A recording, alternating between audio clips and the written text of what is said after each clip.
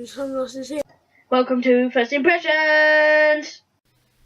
In this episode of First Impressions! we're going to be having a look at the Mario Kart 8 DLC. Now this is a totally unscripted video. Totally unscripted. So basically I'm just going to be talking to the microphone in a second, and I'll be talking about Mario Kart 8 DLC, and I'll take some footage as well.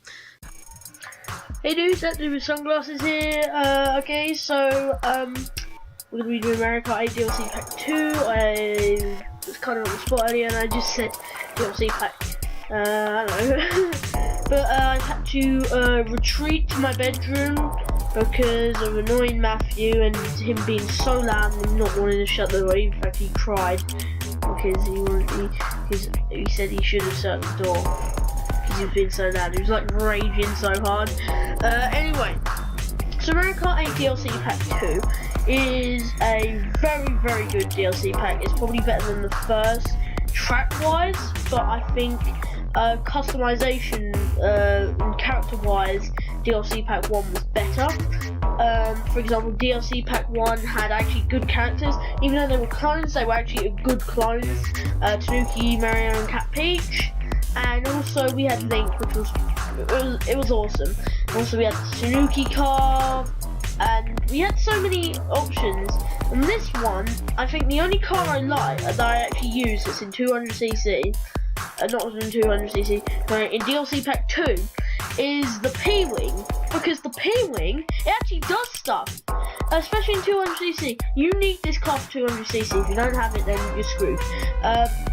If you're doing 200cc, you must have it. If you don't, then, well, you can't do it, because the corners, when you do it, when you have the P-Wing, the corners is much easier, like, for example, handling, etc, blah, blah, blah. That's the point. But other than that, there's not really that much customization-wise in DLC Pack 2, or any of that. Now, the tracks. Alright, I'm going to go over DLC.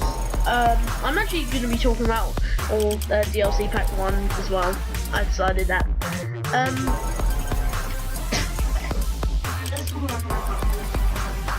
It has 8 tracks, and if I remember them in order, let me think.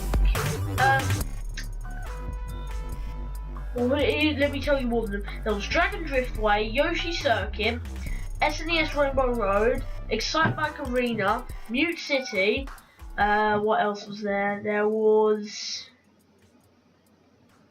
thinking. Who's making that big banging noise?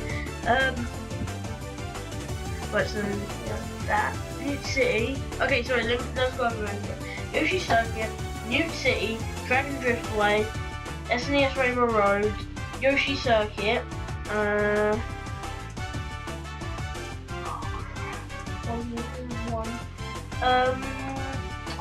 I'm just gonna search it up really quickly. Can't have a mouse at the moment, so yeah, it kind of sucks. Google. Yeah, when I'm not going on Google, it's stupid other Firefox rubbish. Anyway, so Mario Kart 8 DLC tracks.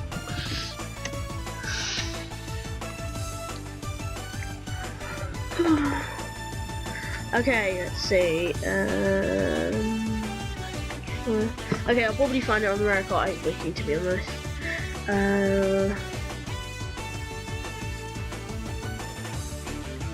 Okay, let me go and get to the DLC tracks. Okay, here we go. Well, and also, just by the way, the Mercedes DLC pack is really cool. Okay, so, let's see, Triforce Cup. Okay, the Triforce Cup has Warriors Gold Mine, SNES Rainbow Road, Ice Outpost, and Hyrule Circuit. These are absolutely fantastic tracks, so I'm going to go over them really individually. Alright, so Mario's Gold Mine on the Wii wasn't a really good track, and I think it wasn't really good, but I still think it's underrated. People criticise it for it being hard, and I always say you can't criticise the game for being hard, or you can't say a game's bad just because it's hard. I say it's Rainbow Road. This is nearly as good as the original. I'm saying SNES Rainbow Road, the original, is one of the best tracks in Mario Kart history. But this version, the music is almost as good. The remix is fantastic. Like, I can't play it to you because otherwise I get blooming content ID. Stupid Nintendo, I want to shoot them in the head. Anyway, but they really made it look cool when they added on in them little details, and my mum might talk now because she's coming indoors, so she goes, then don't worry. Ice Ice Outpost. Ice Ice Outpost is a really cool track. It's better than Sherbet Land. I'm gonna put that out there. It's better than Mount Wario. Mount Wario is an overrated track. It's probably my 7th in my favourite. It's a good track, but it's nowhere near the best. Sunshine Airport, in my opinion, is the best. My friend actually criticised Sunshine Airport because of something that happened when he wasn't, when he didn't even have the game. He didn't have a Wii U till December, like me, but he was a bit afterwards because of Christmas. He's a Jehovah's Witness, so he doesn't celebrate Christmas. But and then he criticised Sunshine Airport and said he doesn't like it because when the game came out, and mind you, he didn't have it at this time. When the game came out, everyone was choosing Sunshine Airport. So I told him, I was like, that's completely balls. That is balls. But anyway, so Ice Ice Outpost is a fantastic track. It's shortcuts and how good it looks is fantastic. But probably one of the best in this DLC pack is Tidal Circuit. Like, come on, it has fantastic level design, fantastic details, and it's just a really fun and hard track, really. Going on to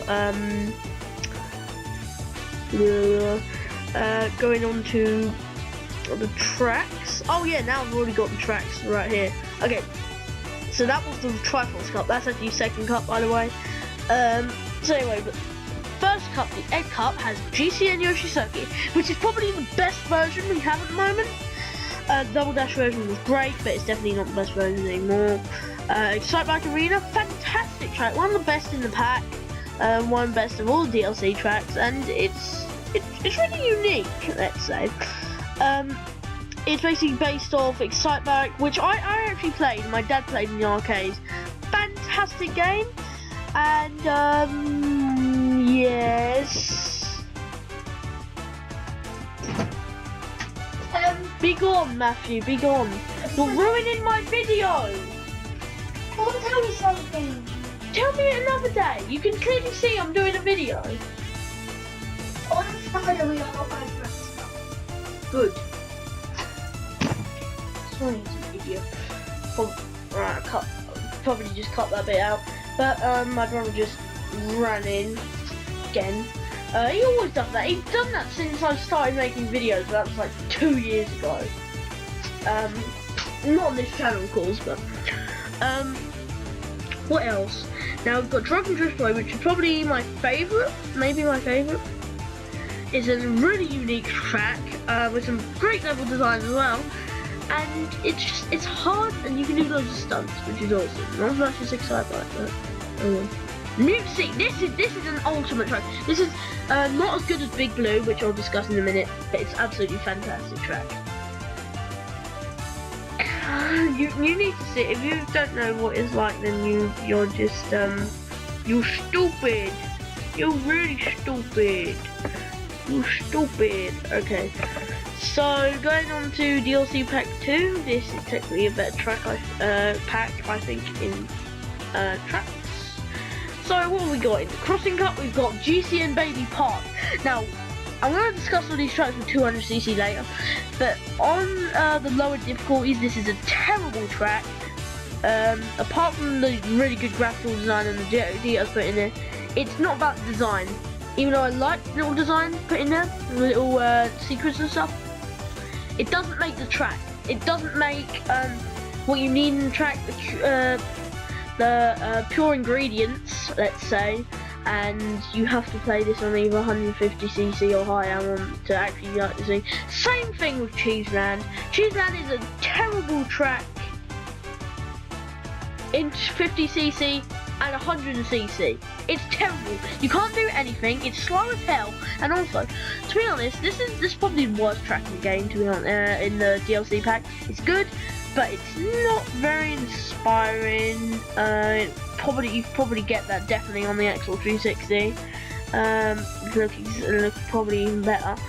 Ribbon Road, the best track in the best DLC track altogether. Wait, no, I'm not talking about Ribbon Road yet. That's in the Bell Cup. Alright, I'll tell. But I've already told my opinions though. Anyway, oh, if you don't want to watch this whole video, I'll probably be making a top 10 list eventually about what my favourite things is if my opinion changes. Anyway, Wild Woods. This is the most detailed track. It has little features that I like, and the water section is my favourite when you just come out and then you go on the ramps and stuff. That is really cool, really cool. That's really nice. There's some great features as well, and some really hard things. That shortcut at the end on 200cc is impossible. Anyway, Animal Crossing. This is a great track. It's probably, to be honest though, let me say, I think Baby Park and Cheeseland, and this track are my least favourites. Because this track is cool and has some really good design, but overall it's not a hard track in the slightest. And even on 200cc, it's not even hard in the slightest. I got first easily, even on 200cc. First time playing it, by the way, that was. But I like how the weather can change. Because there's different things happening around you, so a bit snow, like in Animal Crossing games. That's cool. 3DS Cooper City. Yep. The different names all changed again. It's so stupid. Why did they have to change the name?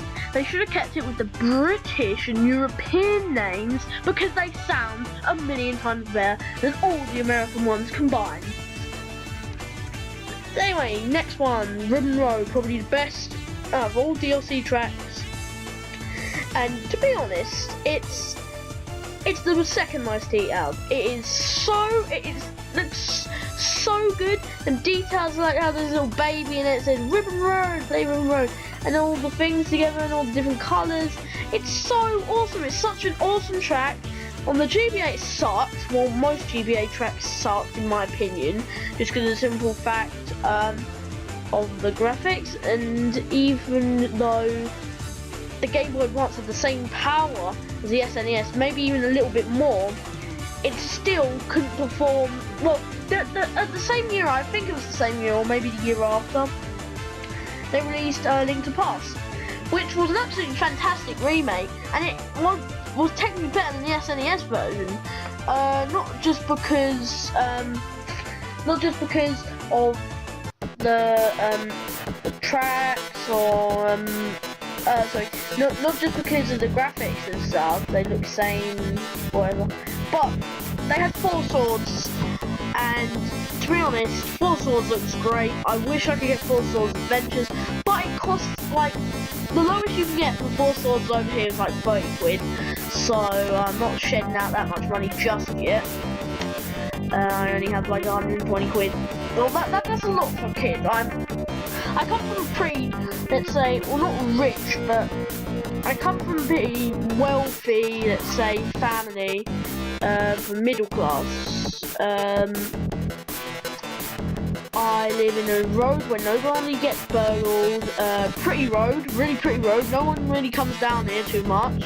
Apart from the other side of the road, because there's like it goes onto another road that like goes to a stupid, no, it's not stupid, but an old people's home. So, yeah. So we have to deal with that. But down our side of the road, it's absolutely fantastic. It's really good, really good. Oh, what's happening? Like, yeah, it's really good. Where we live, and we have a nice house, and we have a field at the back of the garden. Actually, I'll just show you a bit of footage of that. No, it's not a nature thing. But anyway, yeah. So this is just fantastic track altogether. Super Subway was probably my. I thought it was my favourite when I first got it. When I first went onto it. But now I know it isn't. It's not that hard, but it's really well designed. Although they made a mistake for. You see, Music Park over here is called Melody Motorway, but they were so lazy, and well, they weren't lazy with it, but they did. Obviously, someone, the higher ups at Nintendo, didn't see it's actually called Melody Motorway over here, so they didn't change it to Melody Motorway. They kept it at Music Park, and it's probably confused loads of people because of it. At least over here. Which is really weird, so they'd be like, ooh, what's Music Park? Yeah, maybe I should go and play some other Mario games. Then they buy every single Mario game and they're like, whoa, where's Mario? Oh, let me see, the last game we've got, oh, Mario Kart 7. They go on to it and it's like, Music Park isn't there! It's Melody Motorway! And then like, you look up Music Park on YouTube and then like, you're kidding me, I spent all that money and then it was just blooming, I don't know. But Big Blue, what should I say about Big Blue? Big Blue is the best F-Zero track, and it's fantastic. Now, what should I say? This is the only course in the DLC, in any of the DLC packs that are split into 3 sections. And this is just really cool. The first section is looks cool, and then second section when you're going down the water slide, and then when the first section is the best because you're going up. Then you have to go on the green and red things and conveyor belts and get off and all that. And you're just going up, and it's like it's awesome. It's an awesome track, fantastic track. Now what would I say about 200cc? Because we've literally finished talking about DLC. I love the DLC packs, by the way. 200cc. I can't even comment on how awesome 200cc is. Do you know what? But one thing is for sure.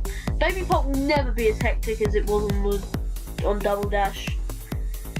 Even with 200cc mode and all the options we have today, like no bob-ombs and all of that, it's still nowhere near as hectic as the Double Dash version. In fact, I think the DS version was more hectic. It's not like, you never get hit with anything. Do you know what they should have done? Nintendo should find a time machine, go back in blooming time, and put Baby Park in the Wii. Oh my god, that would be the hardest track ever. Because that's just, it's a fantastic track, and it would be much better on the thing. But anyway, that's what people are thinking. But Cheers Land is impossible on 200cc unless you have the P-Wing. It is impossible. Big Blue, it's alright. But Ribbon Road, you just fall off all the time if you want to get some boosts on the blue section. Then yeah, you just fall off basically. And well, yeah, it's a fantastic thing, and I'm glad they added it in. Now what should Nintendo do instead of adding 200cc in? What they should do is they should have waited. No, actually, they should do. They should make a Mario Kart Double Dash 2. After they've done that, add 200cc and add options like bob-ombs only, and bring back Baby Park. The horizons of death and suicide on the planet has gone up by 75%. That's all I'm saying. All I'm saying.